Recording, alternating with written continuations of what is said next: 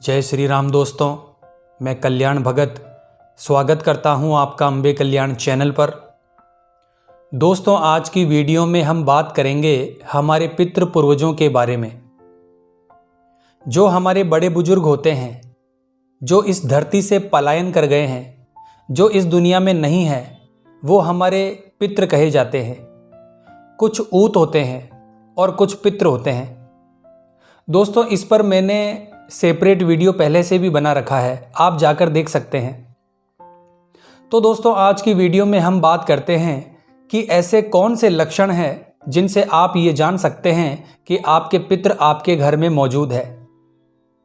दोस्तों, सबसे पहला लक्षण जो होता है आपके पितरों का, वो होता है कि आपके घर में बरकत होनी शुरू हो जाती है।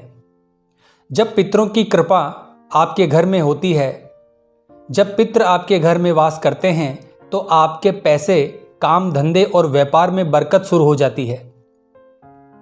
और पितरों की कृपा जब नहीं होती तो इसका उल्टा होता है।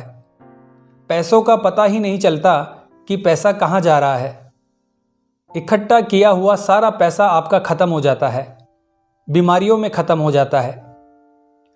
पर जब पितरों की कृपा होती है तो आपके काम धंधे खुलने शुरू हो जाते हैं, पैसा जुड़ना शुरू हो जाता है, पैसे में बरकत होनी शुरू हो जाती है।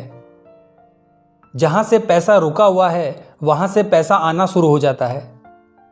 साथ ही आपके घर और परिवार में वो जो पैसा है वो फिर बीमारियां नहीं लाता। आपके घर परिवार को आगे बढ़ाने में वो पैसा काम आता है, आपके घर और परिवार की बरकत में लगता है। दूसरा लक्षण होता है कि आपके घर में आपके जो बच्चे हैं वो घर के बड़ों का आदर करना शुरू कर देते हैं, बड़ों का मान सम्मान करना शुरू कर देते हैं। क्योंकि जब पितरों की कृपा होती है तभी बड़ों का मान सम्मान होता है, तभी जो घर का मुखिया है उसका मान सम्मान होता है। तो ये दूसरा लक्षण होता है।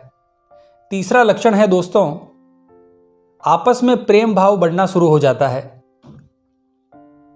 जब घर में पितरों का वास नहीं होता है तो आपने देखा होगा कि सास बहू में बहुत झगड़ा होता था। पर जब पितरों का वास आपके घर में होता है तो वही सास बहू एक माँ बेटी की तरह रहना शुरू कर देती है।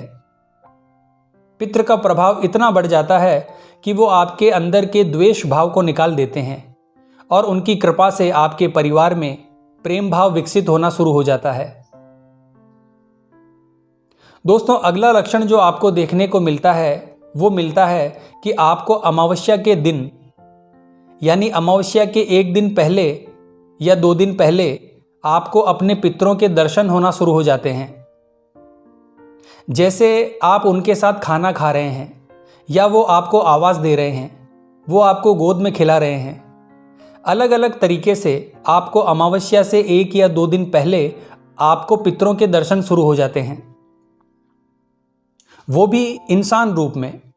इसके साथ ही दोस्तों, पितरों को सर्प देवता का भी अवतार माना गया है। और स्वप्न के माध्यम से आपको अगर सांप के दर्शन होते हैं अमावस्या से पहले या श्राद्ध से पहले, तो इसका मतलब है आपके जो पितृ हैं वो आपसे प्रसन्न हैं और आपके घर में वास कर रहे हैं। पर दोस्तों, सांप के दर्शन किस प्रकार से हो रहे हैं ये भी बड़ा महत्वपूर्ण है। जब आपको सांप के दर्शन हो कि सांप आपके बिस्तर पर बैठा हुआ है पर वो आपको कोई नुकसान नहीं पहुंचा रहा, तो ये एक शुभ संकेत होता है कि पितृ आपके घर में मौजूद है। अगला संकेत है दोस्तों, पितृ आपको सफ़ेद कपड़ों में आपको दिखाई देते हैं। बिल्कुल सफ़ेद कपड़ों में आपको कोई व्यक्ति दिखाई देता है जो आपको आवाज़ लगा रहा है। तो ये जो संकेत है ये भी पितरों का ही संकेत होता है। ये संकेत अधिकतर उन लोगों के साथ होते हैं जो पूजा पाठ करते हैं। क्योंकि जब आप पूजा पाठ करना शुरू करते हैं तो आपके शरीर में दिव्य ऊर्जा बढ़ने लगती है। जो दिव्य ऊर्जाओं को आकर्षित करने की पावर है वो बढ़ने लगती है। जो व्यक्ति पूजा पाठ करता है उसको पूजा करते समय रोने का मन करता है, ये पितरों का ही संकेत होता है। उसके शरीर पर पितृ आना चाहते हैं, सवारी के रूप में आना चाहते हैं, और वो उस सवारी को रोक रहा है। तो ये संकेत आपके पितरों का ही संकेत होता है कि आपके पितरों का वास आपके घर में हो चुका है। दोस्तों, कई बार आप किसी मुसीबत में फंस जाते हैं और मुसीबत में फंसने के समय आपकी रक्षा होती है। आप जैसे ही इन्हें याद करते हैं, आपके पितर वहां पर हाजिर हो जाते हैं और आपकी हर प्रकार से रक्षा करते हैं। तो ये पितरों का ही होने का एक सबूत होता है। दोस्तों, कई लोगों को पितरों की सवारी आ जाती है जब पितरों का वास आपके घर में होता है और फिर वो आपको सारी चीज़ें बताते हैं। वो क्यों आए हैं, कैसे आए हैं, उनका क्या भोग है, क्या प्रसाद है, क्या भूल चूक हुई है। आप भी उनसे जो पूछना चाहें अपने घर के बारे में वो पूछ सकते हैं। तो ये कुछ ऐसे लक्षण हैं जो मैंने आपको बताए कि पितरों का वास जब आपके घर में होता है तो आपको इसके क्या क्या संकेत दिखाई देते हैं, क्या क्या लक्षण दिखाई देते हैं। दोस्तों, एक चीज और मैं आपको बता दूं कि जिस घर में पितरों का वास होता है उस घर में पैसों का टोटा, गरीबी और बीमारियां, ये तीनों चीजें नहीं रहती। वो घर संपूर्ण होता है, उस घर में किसी भी चीज की कमी नहीं रहती। अब मैं आपको बताता हूं कि पितरों को किस प्रकार से आप बहुत जल्दी प्रसन्न कर सकते हैं। पितरों को प्रसन्न करने के लिए सबसे पहला उपाय है, एक जल का लोटा लें और भगवान सूर्य को आप पितरों के नाम से जल अर्पण करें। डेली भगवान सूर्य के सामने जल का लोटा अर्पण करें, जिससे पितृ जो हैं वो प्रसन्न होते हैं। इसमें आप 2 लौंग, 1 बतासा डाल सकते हैं, उससे भी पितृ बहुत जल्दी प्रसन्न होते हैं। तो ये पहला उपाय है दोस्तों। दूसरा उपाय है, भगवान गणेश जी की चालीसा का पाठ करें।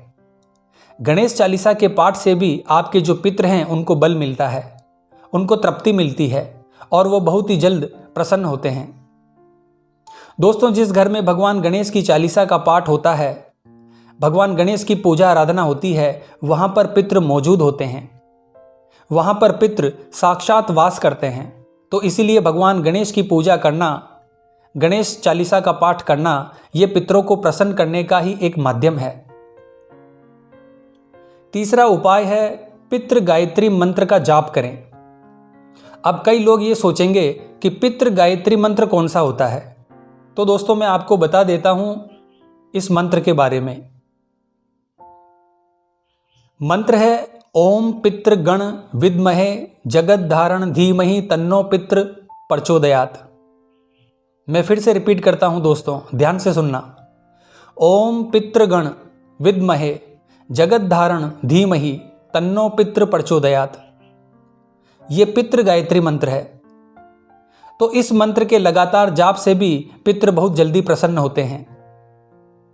अगला जो उपाय है वो है अमावस्या निकालना। हर महीने में एक अमावस्या आती है, तो अमावस्या पर अपने बड़े बुजुर्गों के लिए भोग जरूर निकालें।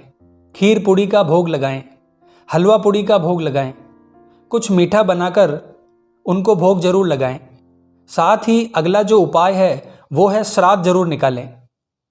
दोस्तों, श्राद्ध पक्ष जब आते हैं तो प्रत्येक व्यक्ति को अपने पितृ पूर्वजों के निमित्त श्राद्ध निकालना चाहिए।